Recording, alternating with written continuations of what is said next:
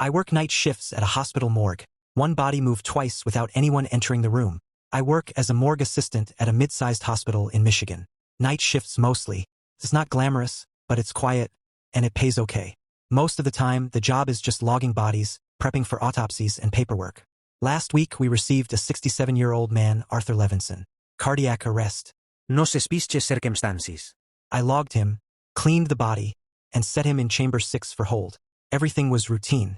About 2 hours later, around 4 a.m., I came back to tidy up, and I noticed something odd. Arthur's right arm was hanging slightly off the gurney. Now, I always place the arms neatly across the chest.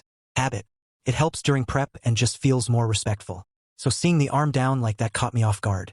I figured maybe I didn't position him properly, or the gurney tilted slightly. Bodies don't exactly stay stiff forever, especially if they're recently deceased.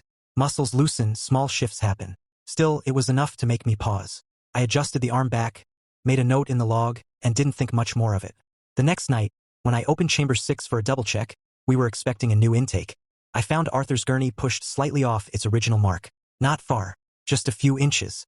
But the wheels had scuff marks behind them, like they dragged slightly sideways. Now, that area is level. No slope. Nobody else has access during night hours without a badge, and the logs showed only me. There were no signs of tampering. Nothing was missing. I mentioned it casually to the morning pathologist. She didn't say much, just raised an eyebrow and said, Chamber 6 does get cold enough to cause some expansion shifts. Maybe she's right.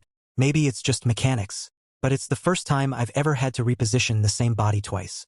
And it's the only time a gurney has moved on its own in my entire 3 years working there. I didn't report it. There wasn't anything to report. But now I always double-check the wheels before I close a chamber. Not because I'm scared. Just curious.